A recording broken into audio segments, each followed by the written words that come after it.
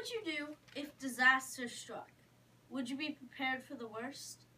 Hello, my name is Sam Pattison. I'm 13 years old, and I am a part of the Farmyard Friends and Projectiles 4-H clubs. Today, I would like to talk to you about being prepared for the worst. If disaster struck, are you confident that you and your family are prepared? The first part of preparedness is the body. Sir Robert Baden-Powell, founder of Boy Scouts, said that you can prepare your body by making yourself strong and active and able to do the right thing at the right moment.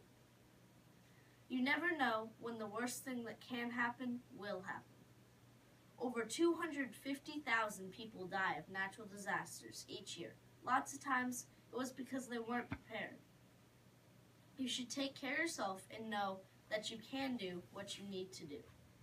Boy Scout Jimmy Kennedy woke his family when the power went out as Hurricane Katrina struck his home in Mississippi. His uncle, who was living with them at the time, had just undergone major surgery and couldn't get wet. So as the house started to flood, he single-handedly moved everyone up to the attic and then went back down to retrieve his pets, even when the water was over his head. They waited for 6 hours until they were rescued by the fire department. By then, the water had just reached the attic. Jimmy's mother says that without his emergency preparedness training, she doesn't think that he would be able to help his family. The second part of preparedness is the mind.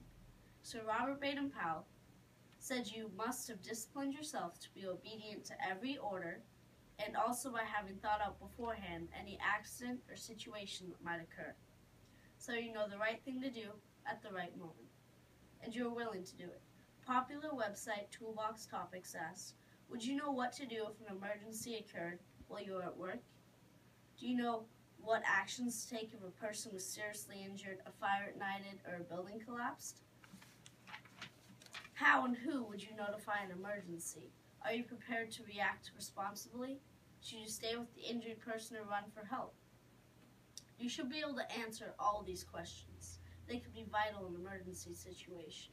Another scout, John Crandall, and about 60 other students were riding the bus home from school.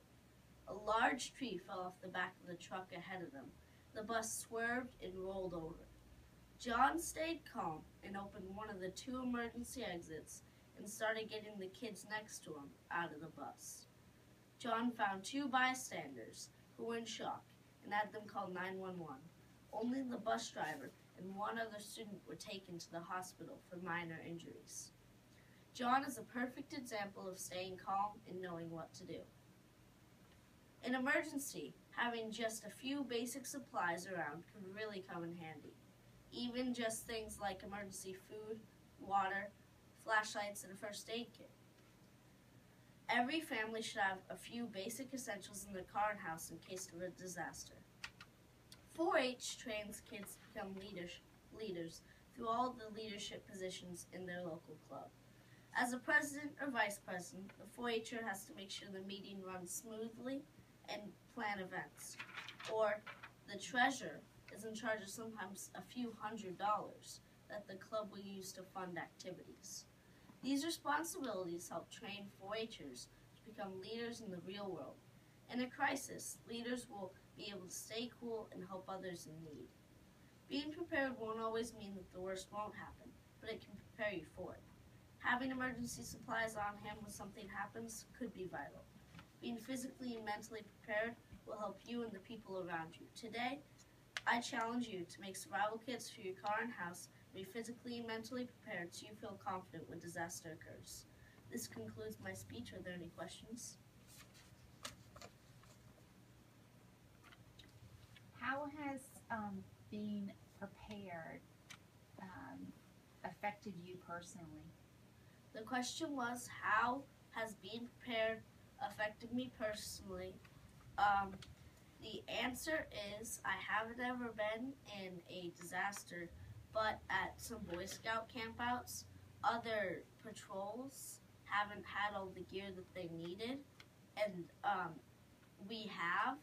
And so it's just interesting to see how they struggled without their materials. Are there any other questions? What influenced you to do this as your speech topic? The question was, what influenced me to do this as my speech topic? The answer is, I thought it was an interesting topic and something that I would want to write about. Any other questions? Do you feel like you would be prepared in a natural disaster? The question was, do I feel like I would be prepared in a natural disaster? The answer is, I feel like I could be prepared if the situation happened. Any other questions? Thank you.